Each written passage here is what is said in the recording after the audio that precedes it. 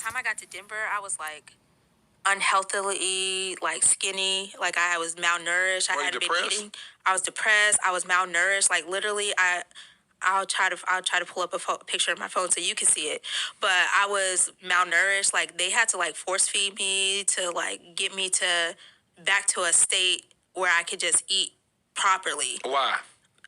All the stuff that I had been dealing with and holding in, like I was dying. Had I not left Georgia at the time, I would have died in Georgia. Like I had been in the hospital. They couldn't figure out what's going on with me. I'm bleeding out of places. They're like, I don't know why you're bleeding like this.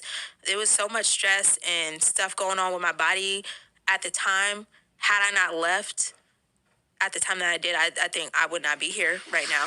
Oh, Lord Jesus. And so I stayed there for 8 months, and literally my family that knew that I was there, because everybody in my family didn't know I was there, and they were feeding me to make sure I got back to health, helping me with the kids, taking that on so I could really just do my therapy and just recover.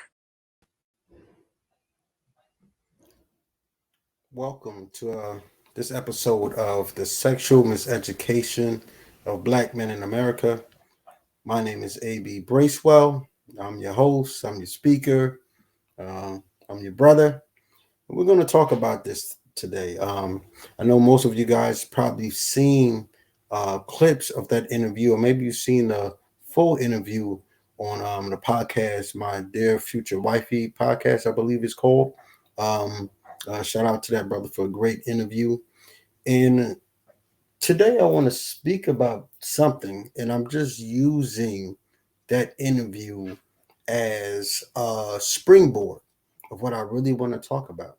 As you can see, the topic is called emotional ignorance. Emotional ignorance. And that's what I want to speak about in reference to the sexual miseducation that we receive as Black men here in America. As I always say, when I start speaking and when I start presenting, even when I talk about the book, is that my goal is never ever to shame any Black man for his sexual habits, his sexual history, his sexual patterns. My goal is never to uncover any deep, dark secrets of the man code. My goal is never to embarrass any brothers for what choices they've made in the way that they manage their sexuality. I always have four main goals when I'm speaking about this topic in reference to sexual miseducation. The first goal is really to explore and examine the psychological, the behavioral, and the relational impact that our sexual miseducation has had on us as Black men, and how it impacts every relationship that's under our influence. My second goal is always to teach the next generation of men on how to properly manage their sexuality, and to fight the idea and the notion that manhood is measured by the amount of women that you sleep with or how well you perform in the bedroom. I also want to help parents that are raising young men, young boys that have a prince in their life. Give them the tools, the skills, the knowledge on what it takes to raise that young man into the position of king. And my fourth goal is always to help any man, and I should say almost every man, to overcome one of the biggest challenges and temptations that we have as Black men, and that's overcoming the temptation of casual and meaningless sex. As I always say, I believe that alone has distracted us and has knocked us off our path for success.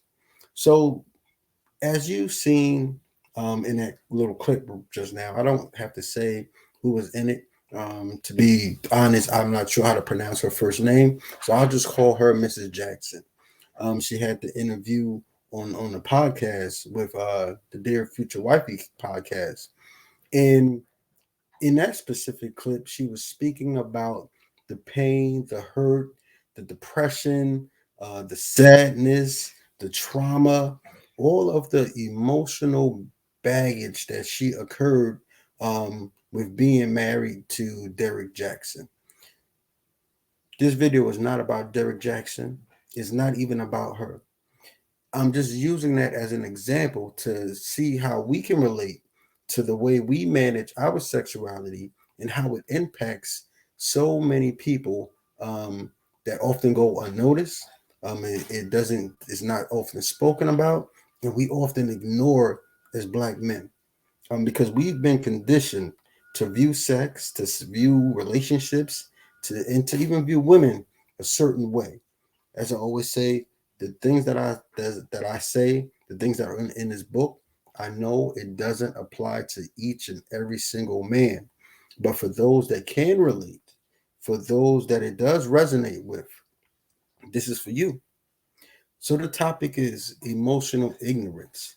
But before I even speak about what emotional ignorance is and how it's developed and how it's groomed inside of us, let's define what emotional intelligence is. I'm pretty sure that's a more common term that you hear.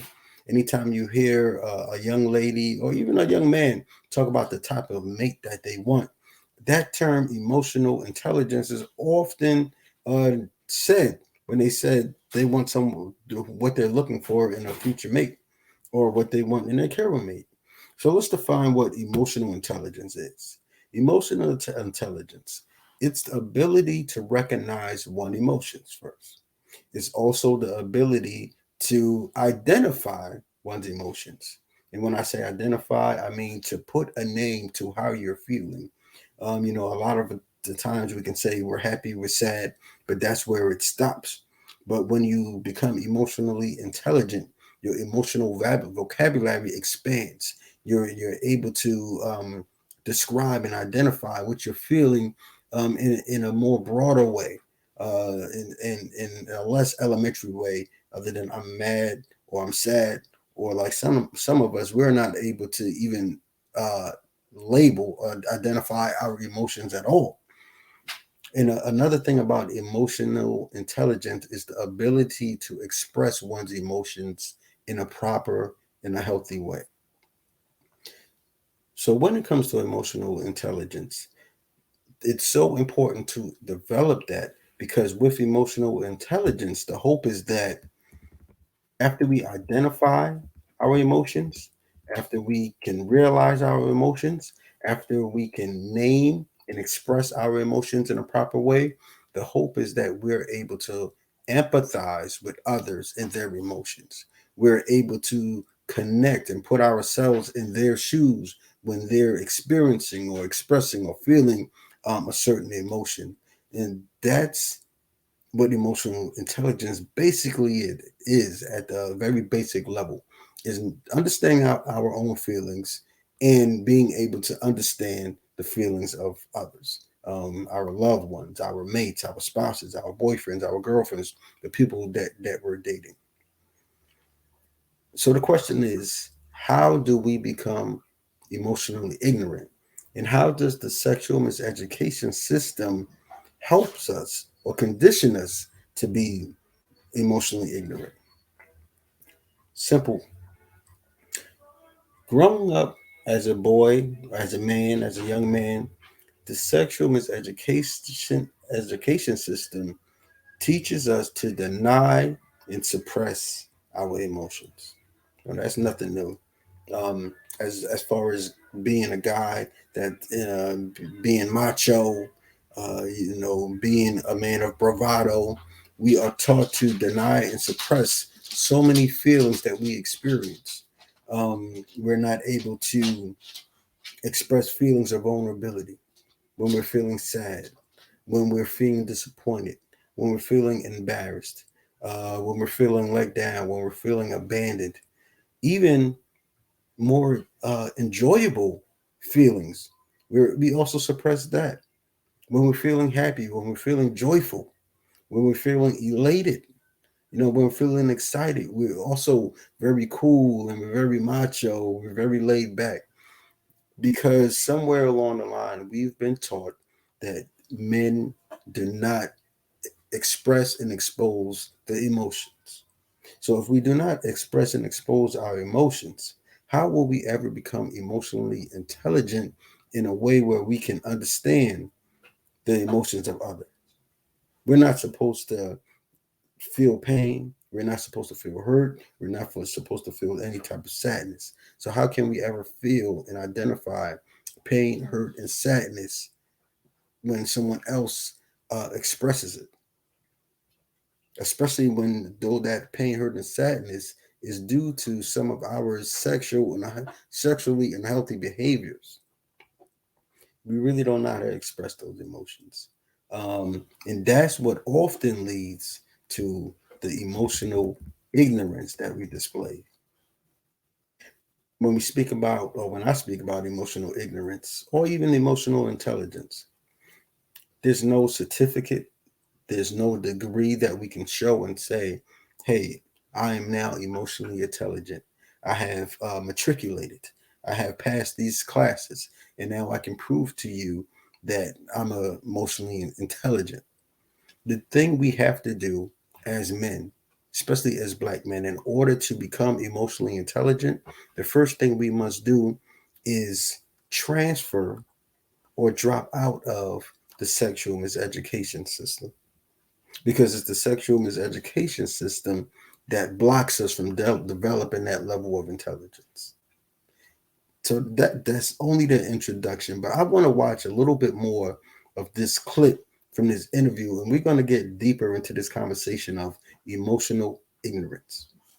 Mentally and emotionally, and I started going to one-on-one sessions, Bible studies, counseling, and really unpacking some things from a spiritual aspect and going back into the spiritual aspect of like not having the father with the abandonment and the rejection, and then learning about how that translates into like Jesus was rejected, he was abandoned, and all that. Like I had to relearn all that happened in that 8 months. And from there I started journaling to the Holy Spirit and giving him all the details. And this is where the Lord began to speak to me like, hey, you need to write out all these things that you've seen, that you've been trying to tell such and such, you've been trying to tell, that you've been telling the therapist, you've been telling all of them. That's great, but they can't take the pain that is in your soul. They can't take that out of you. Yeah. Only I can take that out of you. And so I began to do that. And then I have literally notebooks of the trauma and the pain and the videos, like the details and all of that I have seen, all of it, of giving that to the Holy Spirit. Holy Spirit, I invite you into this. I'm giving you. It's that pain, that heartache, that sadness, that hurt that she's speaking about that we often don't recognize and realize or even acknowledge when it comes to our sexual miseducation or our unhealthy sexual habits. As men, and I should say as Black men, we are often trained or we're groomed or we're conditioned to not consider the long-term effects that our sexual behaviors have on others. We are not taught to look at the impact that our behaviors have on the women that we play with, or the children that are impacted by the women that we play with, because it's a chain reaction. We often view sex as just fun. We are taught to view sex as something that's casual. Even when we're younger, when we talk about sex, we say, oh, he's just sowing his wild oats. But as we just adjust, as we are just enjoying the moment, as we're just having our fun, as we're just sowing our wild oats and we're seeing it as something casual, we never stop to realize that there's someone on the other side of that activity that's experiencing it totally different than what we've been conditioned to believe it to be. There's someone on the other side of that sexual intercourse that have their feelings, their emotions, their heart tied into what we just did. But because we haven't been conditioned to identify uh, a, a wider array of emotions, we haven't been taught to empathize with what other people go through, and we've been taught to suppress and deny our own emotions. We fail to recognize what some people go through when we treat sex with such casual and such a cavalier mindset. There's someone else that's experiencing it totally different than what we're experiencing.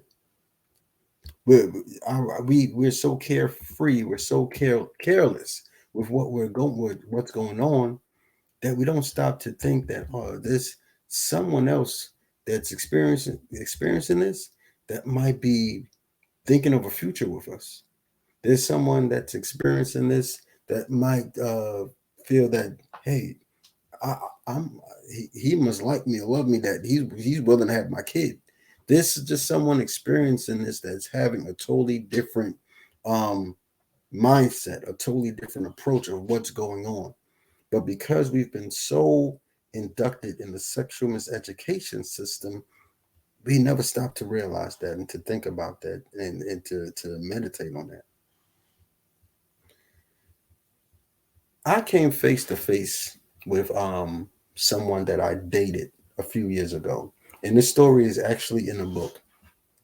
One day I was on my daily jog, and I ran into a young lady that I was dating maybe 10 years prior to that. So of course we exchanged some pleasantries. Hey, how are you doing? What have you been up to? How's life treating you? And I updated on her on what I was doing. Told her that I was a father now. Last time I saw her, I was not a father. I told her about my career and how I've been developing, working in the mental health field as a therapist. And she went on to tell me about some of the things she was going through, how life has changed for her. She told me about her daughter that was only like 2 years old at the time when we casually dated. And now she was almost a teenager. And she also told me that she was involved in the mental health field.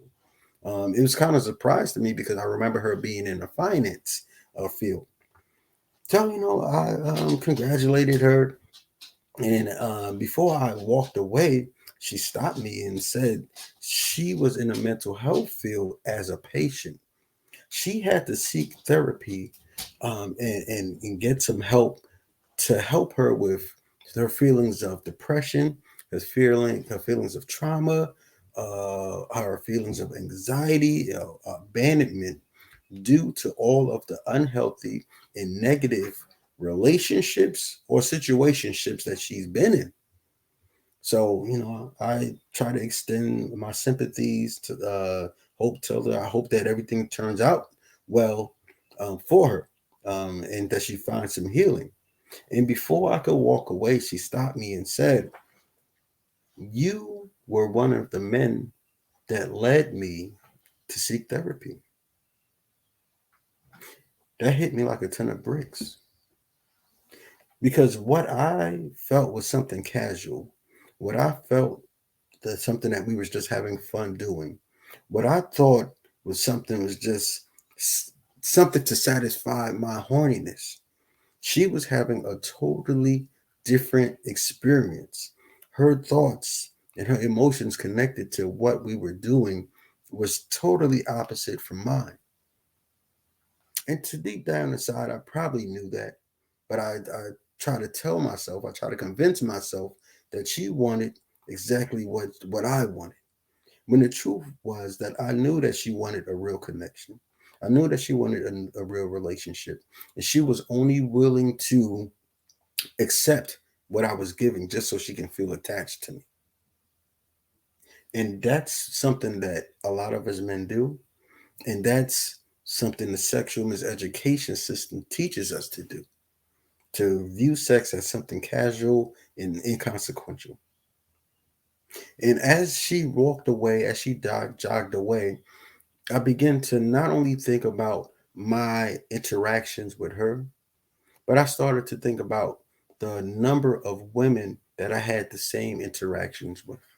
Women that, I've slept with, that I played with, that I thought we was just having fun, and enjoying each other's time, not being too serious.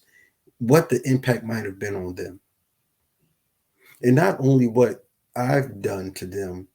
I'm starting to think about the multitude of other guys that might have done the same thing, and how we leave this trail of hurt, sadness, brokenness in the way we manage our sexuality, the approach that we take when it comes to sex and comes to women, it comes to relationships. It gets very deep. It gets very deep. And I want you guys that are watching to take the time out and think about that other side. Take the time out and think about the things you've done, the way you've managed your own sexuality, and the impact that it has on the women in your lives, the impact it has on the children in your life, and the impact that it has on our community as a whole. I'm going to watch one more clip, and then I'll wrap it up after this. Turned up a little bit because that I hate that I even got to a point where that was a thing, but that it was just that. And so I knew several other women's bodies better than I knew my own. I completely lost myself. I became a shell of myself. I tried to imitate their hair, their actions, even sexual things that I had seen him doing with them. I tried to recreate that in our life. When we were engaged, and none of it amounted to anything. And so I just became more like depressed, more withdrawn, because it's like I can't share this with him because then he's gonna leave, right? Because I'm still operating off of that abandonment and all of that. And so it's so crushing, and I can't. There's not really words to put like what happens to you when you see that, and you don't just see it one time, but you see it multiple times, and you see it multiple times over years, what that does. And then you compound onto that rape trauma, you compound onto that daddy issue. Like, there's no way for anybody to survive that mentally and emotionally without God like intervening in some way. The next thing I'm about to say, it might sound like I'm reading, because I am. I'm reading an excerpt that comes directly from the book, The Sexual Miseducation of Black Men in America. And it says this: when we cheat on a woman, it totally disrupts her psychologically. It creates a dangerous level of anxiety for her. She does not only lose trust in us, but she loses trust in her own ability to decide and discern properly. It shifts her into survival mode. Her thoughts are consumed with the ideas on how not to be taken advantage of. She is on a constant lookout for the signs and behaviors of infidelity. And she ends up sabotaging every relationship that she attempts to be in because she functions in trauma. It damages her self esteem and sense of value. At times, she may not look as she is, she may not look like she is suffering on the surface, but as the relationship grows deeper, the fear and the wounds created by being cheated on in the past will be revealed. This fear manifests itself in her through searching through phones, digging through social media pages, trying to figure out passwords to your laptops, questioning your whereabouts, accusations of cheating, arguments, crying, cursing, and yelling. All the things that us guys say disturbs our peace. We do not think about the torture that it will put her through, or the torture it will put us through for that matter. We are too busy thinking about the 15 minutes of pleasure that we will have with another woman. We are too busy trying to fill our own voids with meaningless and casual sex. And that's what happens when we cheat. That's what happens to Mrs. Jackson. That's what happens to so many people that we touch in our lives when we mismanage our sexuality, when we make some of those poor decisions. I'm so adamant and so focused on putting this message out there because I care about us as men, as leaders. I care about our women. I care about our children. I care about our community. And I believe if we are able to uh, re educate and recondition ourselves on how to properly view sex and manage our sexuality as men, that will have a impact on where our community will go. You can go to my website. It's called readyforrelationship.com. And that's actually the number 4, relationship.com. If you are interested in reading or what's in this book, The Sexual Miseducation of Black Men in America. I appreciate you guys for listening. Please leave a comment, leave any questions. If you want to get in contact with me, just reach out to me. God bless.